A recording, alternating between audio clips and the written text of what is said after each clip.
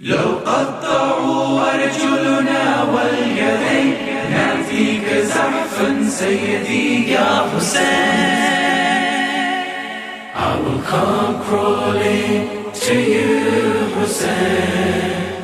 I will come crawling to you, Hussein. They can cut my arms and my legs. They can take everything that I have. I will come crawling to you, Hussein. I will come crawling to you, Hussein. أعوذ بالله السميع العليم من الشيطان اللعين الرجيم. بسم الله الرحمن الرحيم. الحمد لله الذي هدانا لهذا وما كنا لنهتدي لولا أن هدانا الله. والحمد لله الذي جعلني من أمتي سيد المرسلين خاتم النبيين طه وياسين أحمد محمود أبو القاسم محمد.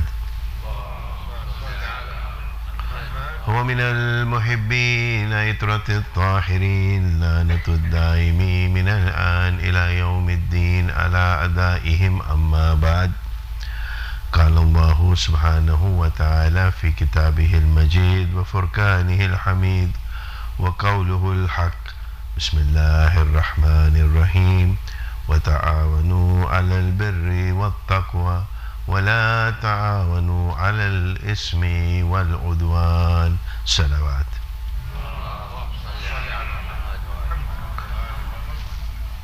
Mu'mineen, we continue the third in this series of looking at the subject of can we, as part of the Muslim Ummah, and can the Ummah itself reclaim its rightful place as a civilizing force in this world. And what we have looked at in the last 2 days is so eloquently summarized. In fact, his summary was better than my presentation. Alhamdulillah, we have a young man who is so very articulate. Then we looked at the society of Medina, and we looked at societies in general, and also basically we looked at how does a society develop. And inshallah, this series of lectures was designed to look at societies to begin with, and then towards the later part in the course of this series we would actually look at the role of individuals within a society. Just like small drops of water make up the ocean and the waves are created within the ocean, had it not been for those small drops of water, there would be no waves. This is a simile of an individual, a single soul within any society of humanity, a community, a family, that it is through the movement of individuals that a society progresses and moves. But a human being alone cannot do anything either, because singly one cannot be a society where you can create waves. And therefore the relationship between the individual and the society is reciprocal. And if we understand that, then we know, because sometimes we say, oh, but this is such a huge task to try and do anything, to try and achieve whatever. But human beings have come together and achieved feats which may have been thought impossible at one time, because they came together as part of a team, built a team, had a common vision, and were able to progress and push the envelope beyond the boundaries that perhaps could not have been imagined in the past. This is the power of societies. And indeed, the subject continues today on the basis that how does a society which has its worldview of Tauheed, which is our society, a society that has said La ilaha illallah, how does that society progress and move? But before I begin, and our brother here recited a beautiful eulogy, and the actual Maktal literature, the poetry about Karbala and about Imam Hussein is a tradition which, as he rightly said, began from Bashir ibn Nu'man, who goes, as we listen, to Medina. And this art form has flourished in every language, from Arabic to Farsi to Urdu to Gujarati to English to, I was in Madagascar a few weeks ago, and as part of the project that I'm working on, a documentary, we actually had students from a school in Madagascar reciting a beautiful eulogy in the Malagasy language for Imam Hussein alayhi salam. So the message of Hussein transcends. And this is also a point of note, that the poets of the subcontinent, particularly in the Urdu language, both Hindus, Muslims came together, and they have written the Marsyas and the Nawhas in the Urdu language, in the Hindi language, which in terms of at least quantity surpass those which have been written in Arabic and Farsi combined. This is the Urdu literature and the blessing that we have of this literature. And you have the great, my elders will remember these names, the great names of Mir Anis and Mirza Dabir and others, who truly, were the giants. And as a student of poetry, as a student of literature, when I look at the works of Dabir and Anis, and I look at Shakespeare, believe you me, Shakespeare pales in comparison to the depth of imagery that is being used by people like Dabir and Anis and others. What is sad though is, and I am reflecting this, is that over a period of time, what has crept into this are things which were never present in Karbala, or things that never happened in Karbala. And this tahrif that has crept into our poetry, because now this poetry is now being sung in the form of entertainment. And we have to bring ourselves back to the authorities who wrote these eulogies, which were true to the word of Imam Hussein alayhi salam. When an Imam gives his life for the truth, it would be the greatest injustice when you have untruths creeping into the poetry that we seem to listen today, to those people that we pay thousands of dollars to come out from around the world and grace our Imam Bargas and recite eulogies which have no meaning. In fact, they take us to a level of shirk. And this is something that needs to be addressed by the community, to say that let us analyze, let us be critical thinkers when you listen. When you listen to something like, a recitation about the wedding of Janabe Qasim, for example, you've got to question, to say what were the circumstances, what was happening out there. Anyway, this is not my topic. The topic here is that as we pay tribute to Sayyid al-Shuhada, Imam Hussein alayhi salam, we have to understand that we just do not move with al-Hussein history only. History is important. It's an incubator for the human experience. But unless we are able to bring the message of Sayyid al-Shuhada in the present times, where it is contemporary, it is relevant to me and my life, and it is relevant to see that I am able to be part of the social justice movement on this planet, I have done injustice to Imam Hussein. And therefore we need to move with Imam Hussein not just in history. The idea is that the issue is not to cry much. Of course, crying has its meaning. Mourning has its meaning. If we do not cry, if we do not lament, stones are not going to do it. We have hearts. We have hearts in our chests. And as humans, we have emotions. And certainly we must cry. But crying, there is beyond crying, it is to move with Sayyid al-Shuhada in the present, with our activism, and with a change in the oppression that we have in this world. Salawat. So just to recap that message of Karbala, because we cannot forget why we are here. Today, like yesterday and the day before, the sun has not set on the Azah of Imam Hussein alayhi salam. It is continuing hour after hour. As the hour changes, the azah and the matam and the remembrance ceremonies like these ones around the world continue on the hour, every hour. And we need to remember that this is a period of rejuvenation where we must understand that firstly, Karbala is a manifestation of the meaning of Tauheed. And Karbala is a manifestation of knowing God, of resignation and of submission, of fortitude and manliness, of honor and dignity, of the love and the quest for freedom, of the concern for mankind and a passion to save humanity. And indeed, Karbala is unique, has no parallel. This is the blessing that we have of the University of Hussein. And if we go away from here thirsty and not satiated with our spirituality, then there is something wrong with us, because this is the legacy of Sayyid al-Shuhada, Imam Hussein alayhi salam. As I said, we looked at the brief review of the Medina society. We looked at the role of religion in community development yesterday. And today I'd like to focus on the direction of a society which is based on the worldview of Tawheed.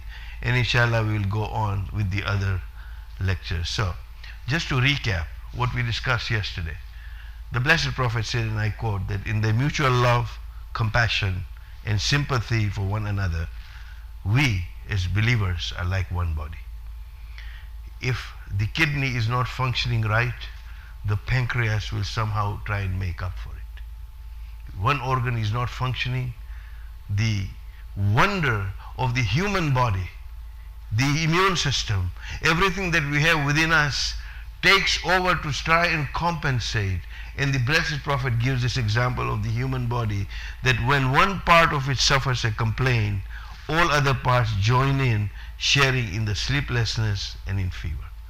This is the idea of a society of human beings when they come together with their support, with their emotions, and with their thoughts about each other.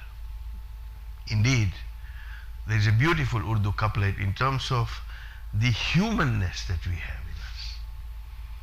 The Urdu couplet goes to say, "Dard-e dil ke liye paida kiya insaan ko, dard-e dil ke liye paida kiya insaan ko, warna itaat ke liye karrubiyan kuch kam na the." It was truly for the love of humanity that a human being was created by Allah subhanahu wa ta'ala. Otherwise, for his obedience, he had enough angels to obey him.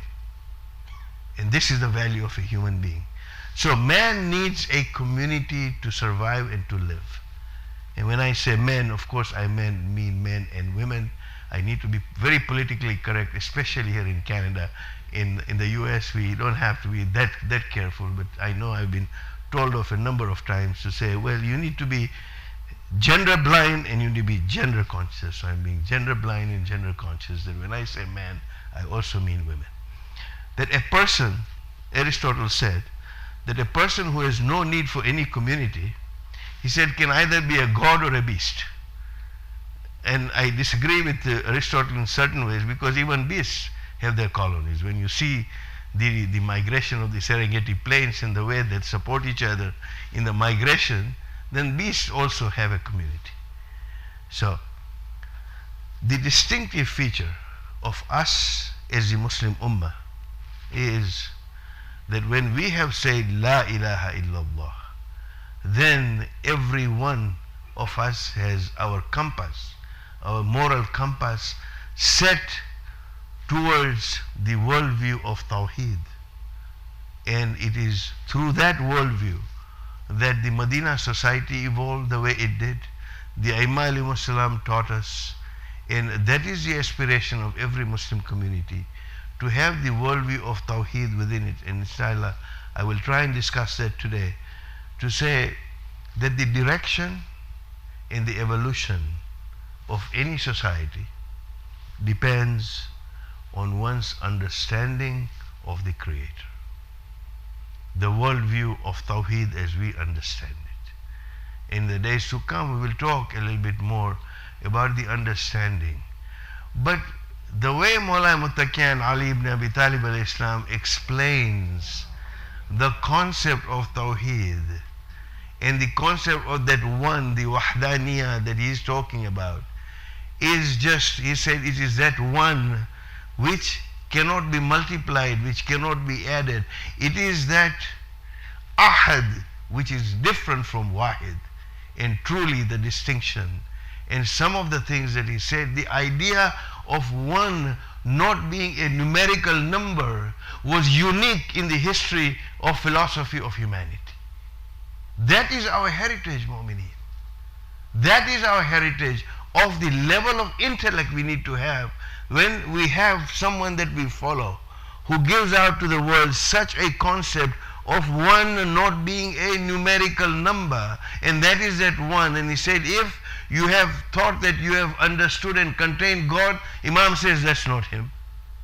That's not God, because you cannot contain him. All you can do is understand his names, his Asmaul Husna, and perhaps take something. All you can do is admire the creation that he has. You can admire your internal organs, your immune system, or everything that you've been given in terms of the equilibrium that we have. It's only through that that we can perhaps understand the presence of Allah subhanahu wa ta'ala.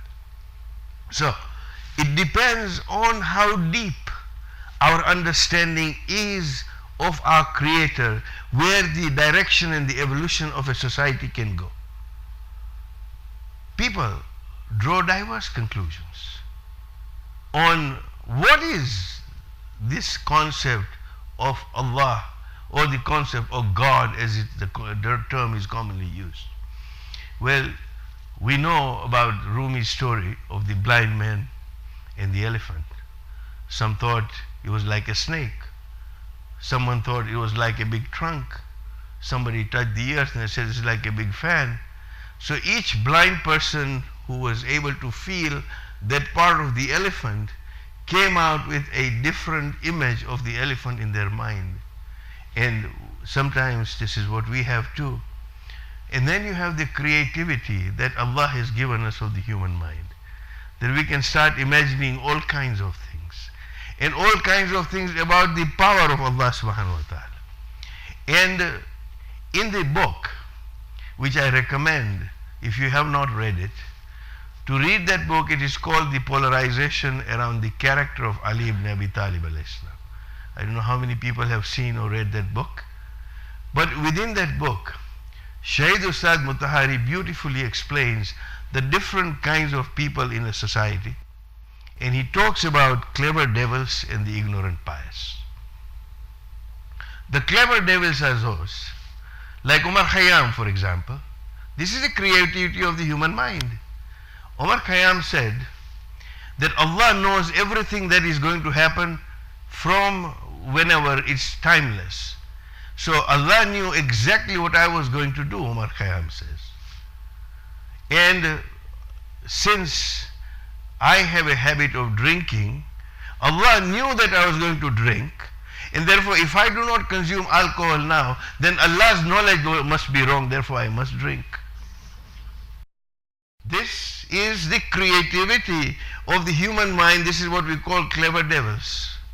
Mirza Ghalib has his way of expressing that. These are great minds. But these are people who use that creativity. Perhaps it works over time. When Mirza Ghalib comes home once, and as it was his habit, he always looked for that O.I.L elusive pension from the British government that he was supposed to get. And one day he comes home and he has a bottle of wine with him. And his wife, who was a very pious woman, says, Mirza, you have brought liquor in the house, and there are people that you have to pay, that you borrowed money from for food and other things. And Mirza said, Begum, look, what I have done is I got some little pension today and I have paid everybody. There is nobody now, that we need to pay. We are free and clear of debt today, at least for the time being. So he said, but Mirza, there is no food in the house, and you have brought this liquor. He said, yeah, the money that was left, I brought this bottle of wine. So he said, but there is no food. So Mirza says in Urdu, He says, Allah ने रोजी का वादा किया है, शराब का नहीं, इसलिए मैं खुद शराब लाया हूँ. That God has promised risk because He is Razak, therefore He has promised He'll send the risk. I have brought wine myself because I bought it, since that's not been promised. These are people who have these acute minds. And then you have the ignorant pious, who are the Khawarij, who fought Mawla Muttaqin Ali ibn Abi Talib alayhi salam. When time of Siffin, when Muawiyah was losing, and this was a time where Amr ibn As and Muawiyah come together and raise the Quran on spears, and the people who were with Imam Ali alayhi salam, these were the ignorant pious who could not see beyond their noses despite their long beards and their prayers and their fasting. And they said, we can't fight the Quran. And Imam says, but I am the speaking Quran. This is a ruse by Muawiyah and Amr ibn As. Do not be fooled by these people. Let us continue to fight and defeat them. And they said, no, we can't fight the Quran. And Imam says, these are just pages of the Quran. I am the talking Quran. And they could not understand Imam Ali alayhi salam. On the contrary, history tells us that what they said was that, Ya Ali, we will fight you if you fight the Quran. These are the ignorant pious, the Khawarij. And the spirit of Khawarijism lives on in the Taliban today. The spirit of those ignorant pious lives on. And also, Shaykh Ustad Mutahari writes in that book, Polarization, to say that the spirit of using the Quran on spears by Muawiyah, that spirit also continues to live on. Ayatollah Mutahari's inference was towards those people who use faith to try and control people, people who use faith who try and suppress people, people who use faith to try and make money out of people. This is the philosophy of using this Quran on spears as Muawiyah did, because they, on the surface they will look at you as the most muttaqi and the most pious persons, and yet you find, when you find out, and this is not just us, every faith has those con men who use faith. In fact, I'm told, I don't know about here, but in the United States, the three best industries today where you can make money are healthcare, education, and religion. These are the three industries where you can make most money. This is the idea of when faith is being used for power. It is that legacy, and therefore, as people who follow, as people who are thinking people, who are trying to understand the idea of Tauheed being our guiding post, we need to be aware of what's around us. So for us then, what is our understanding? If we understand Allah subhanahu wa ta'ala is a lawgiver, as our Jewish brethren do, then most of our interaction and thinking about Allah subhanahu wa ta'ala would be around the Sharia, around fiqh, around rules and regulations. And sometimes, as I've explained in the past, that we sometimes get so fixated with some of these rules and regulations, where I explain the idea of the perfume bottle, which are your rules and regulations, and the form, that we forget the essence. So he is a lawgiver. Of course there are laws. Societies need to. But if he is only saw him as a lawgiver, then the consequences would be the proper observance of the Sharia and fiqh. If we perceive him as a wrathful God, as an angry God, then we will conclude that we must do all to avoid his wrath and his anger. And Aimma alayhimus salam have taught us, and we know this from Mawla Muttaqin, we know this from Imam Hasnain alayhi salam, to say that, Ya Allah, I do not pray for getting Jannah, nor do I pray because of your fear of punishment. I pray because you are worth praying to. This is the understanding, a wider, holistic understanding of a human being who has been given this balance, that he is neither a clever devil nor an ignorant pious, where you become an individual who is moderate, who is balanced, who is thinking, who is rational. When you have a group of individuals who come together, who have those characteristics, then you have a society where we are told, وَكَذَلِكَ جَعَلْنَاكُمْ أُمَّةً وَسَطًا لِتَكُونُوا شُهَدَاءَ عَلَى النَّاسِ, that we have created you a nation most balanced so that you can be an example upon mankind. It is for us to create. That society is not going to emerge from heaven. A farishta, an angel, is not going to come and give us that society. Mu'mineen, it becomes a duty of every individual, man, women, to see that we are balanced people. We are neither clever devils, nor are we the ignorant pious. That we have that level of rationalism within us, of being able to understand the balance. And then if we understand him, is a merciful God. And we say this so many times. We use the word Rahman and Rahim. Have you ever wondered? What is the difference? We say Bismillah ar-Rahman ar-Rahim. Rahman and Rahim, what is the difference?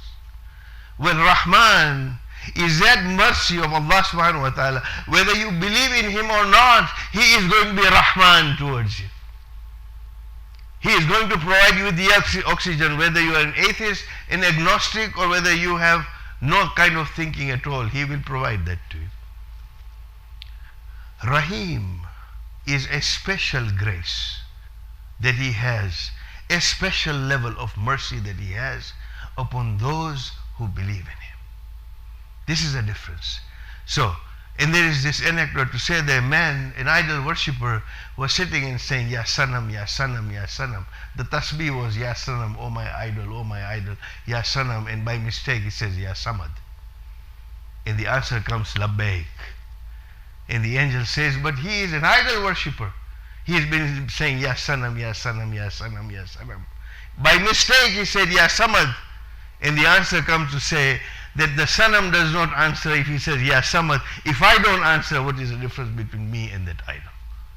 This is the mercy of Allah subhanahu wa ta'ala. This is the basis of that understanding to say, and all the time we say this in our kunut, in our prayer, to say, Ya Allah, when you treat me with your mercy, not with your justice. Because if you were to treat me with your justice, I don't know where I will be.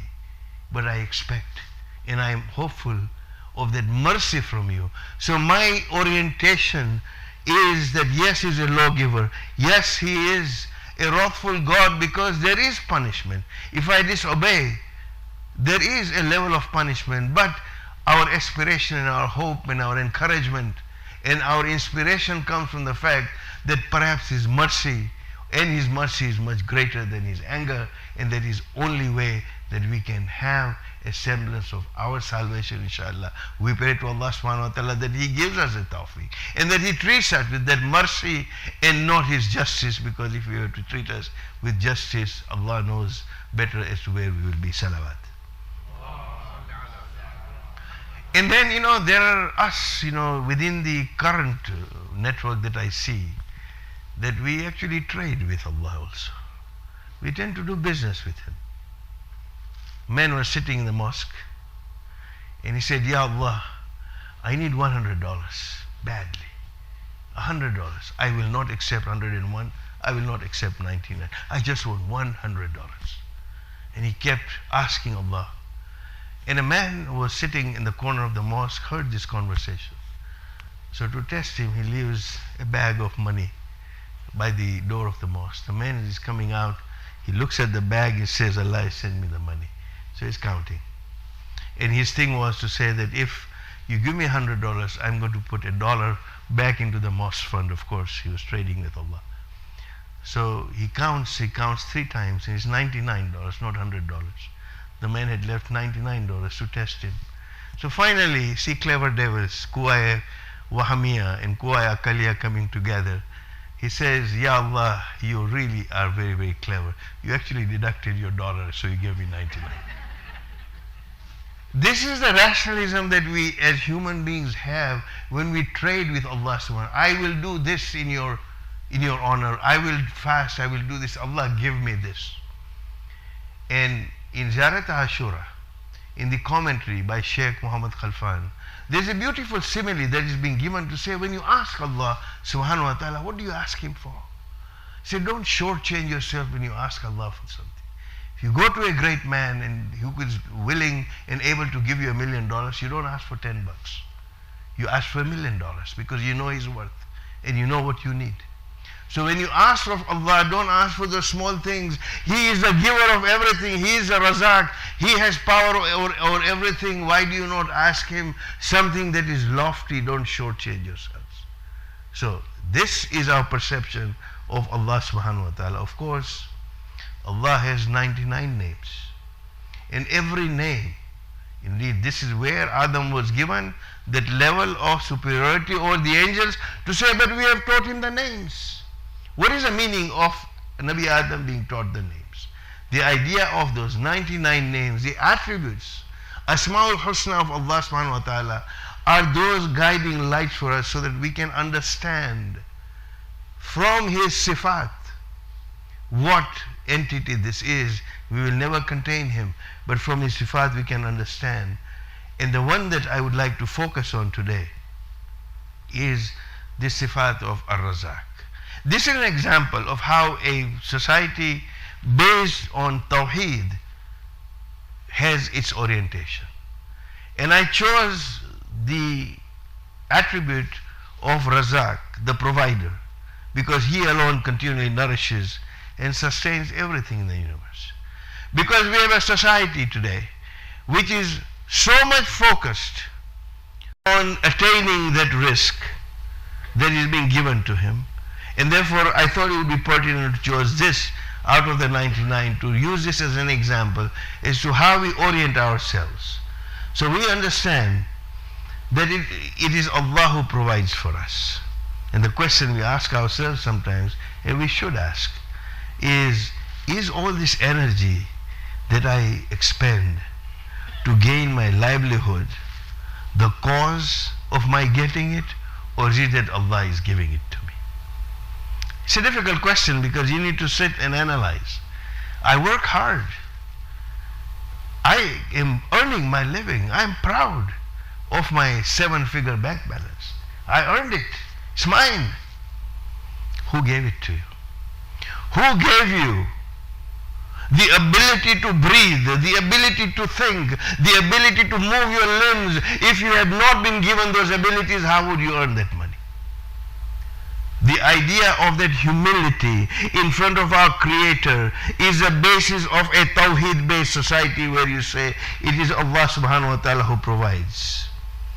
Yes, it is true that your risk is not going to come to you. You have to work for it.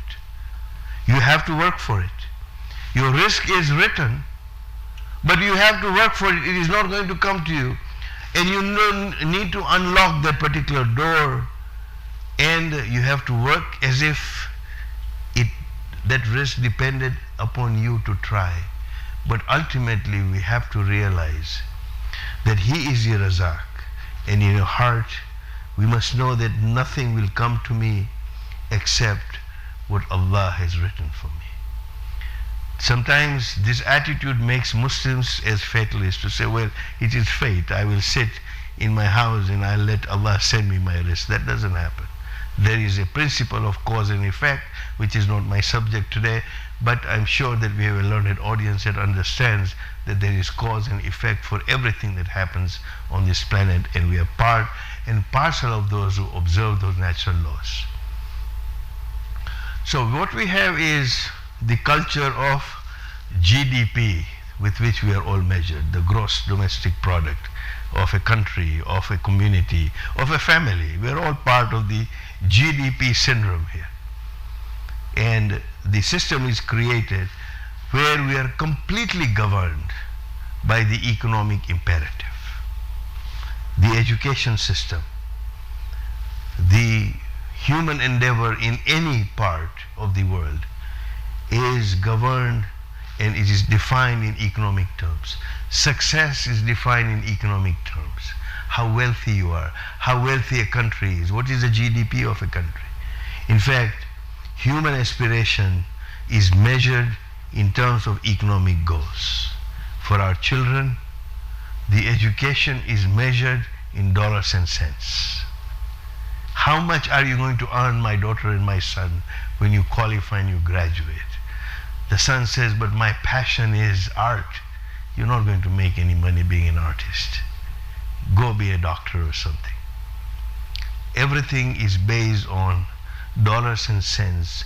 When we equate knowledge to dollars and cents, that is not a society of Tauheed. Education and knowledge for the love of knowledge. If money comes as a byproduct of it, fabiha. That is the orientation of a Tauheed-based society. And that's something that we need to look at.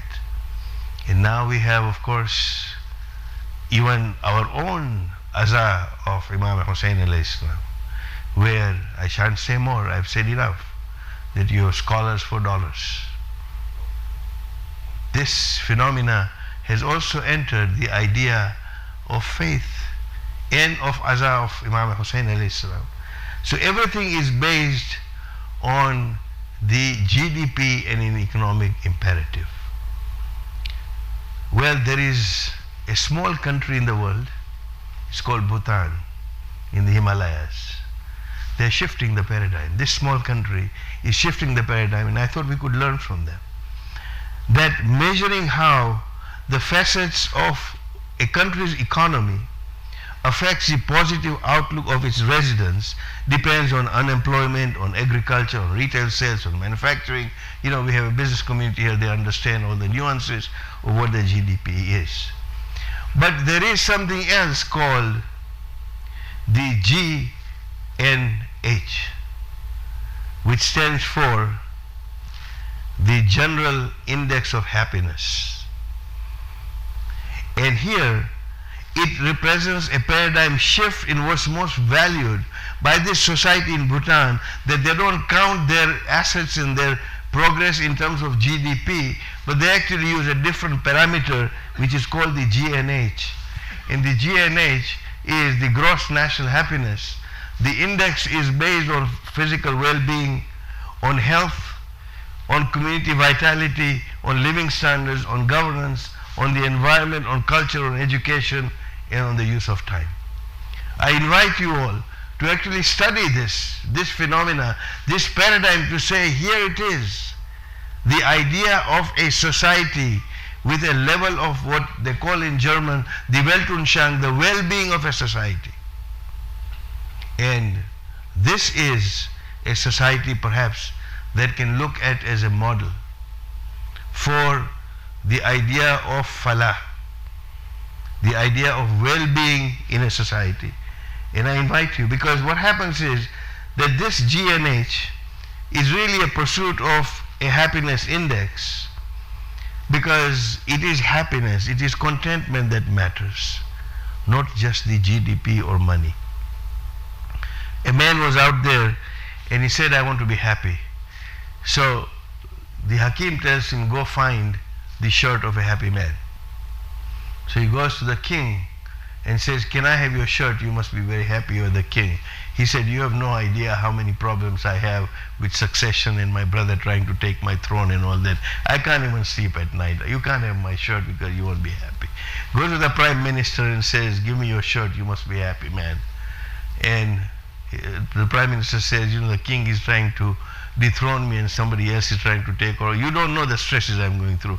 I'm not a happy man. He goes down the circle and everywhere he goes, everybody has a problem. Finally he said, I can't find the shirt of a happy man.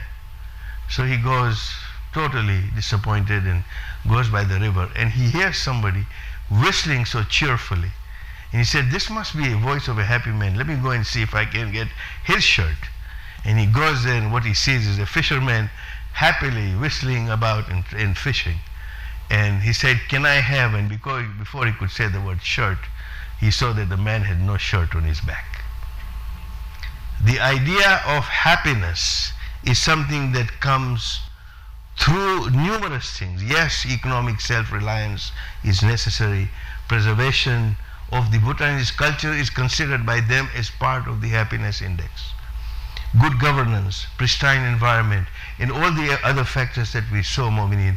This is the basis, perhaps, where we can rethink the idea in modern terms as to what the GDP and the GNH may be. Salawat. So, to try and conclude and bring this to a conclusion, to say that Tauheed, the worldview of Tauheed, is truly belief in the total reliance on Allah subhanahu wa ta'ala, and we recite this in our morning prayers, Hasbunallahu wa ni'mal wakil. Indeed, when the Blessed Prophet used to go in these battles where he had to defend himself, the war slogan was Hasbi, Hasbi, Hasbi. This was how they used to walk, to actually signify that Allah is enough for us. And this is the worldview of Tawheed, and that He is the best guardian, and therefore that belief in Tawheed is something that must lead us to action, mu'mineen, as part of that society, that Allah alone is sufficient for us. He is the best disposer. In fact, these are the verses which are recited by Nabi Ibrahim when he was thrown into the fire. The same verses, the same words were recited by the Blessed Prophet when the hypocrites told him that the pagans are coming to attack you with a big army and you need to fear them. And the Blessed Prophet said, Allah is sufficient for me. And this is the value that we need to understand when we go through, because the belief system that we have has an impact. It is not just a matter of saying La ilaha illallah.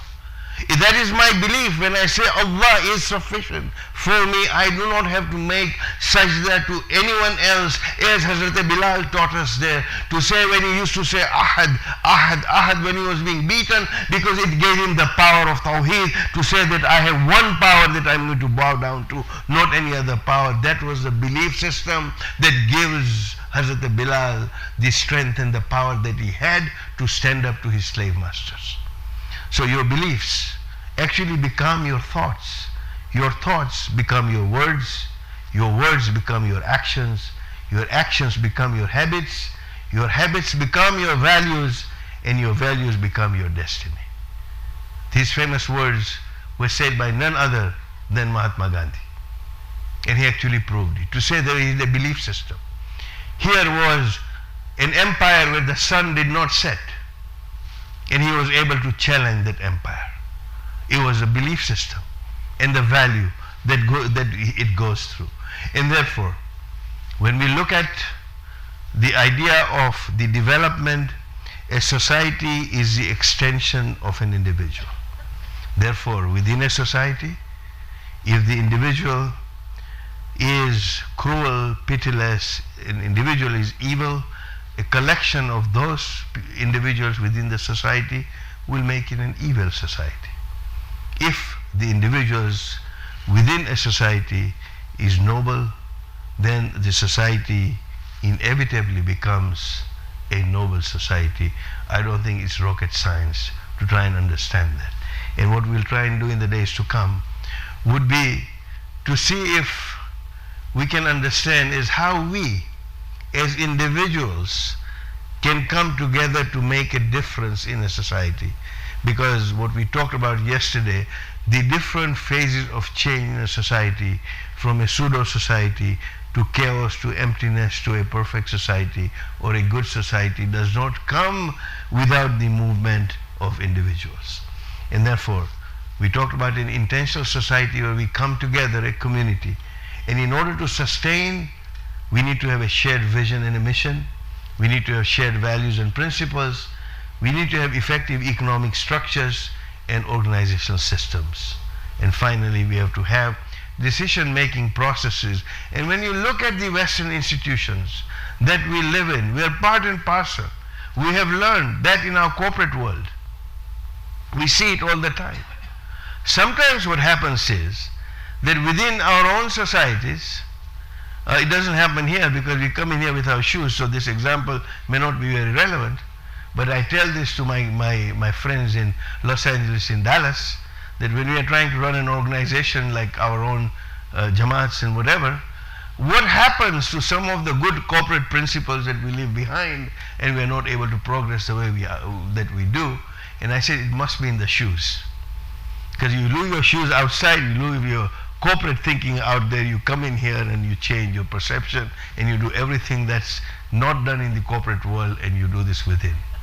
This is a realization that we need to have, to say that if this is a monotheistic, faith-based worldview that we have, where Allah is sufficient for us, and that we are all subservient to Him and not to anyone else, then that balance is redressed in a society. This is the ideal society, and this is what we saw when we looked at the Medina society. So let me end with this, to say what Allama Iqbal said, that manfaat ek hai is qaum ki, nuksan bhi ek. Ek hi sabka nabi, deen bhi, iman bhi ek, haram pak bhi, Allah bhi, Quran bhi ek, kuch badi baat hoti, hote jo Musalman bhi ek. Truly, this is the thing, that there is one common gain, one common loss for all Muslims, one Prophet for all, one Iman for all, one Kaaba, one Allah, one Quran for all. How nice, how great would it be that all us Muslims were one. Salawat.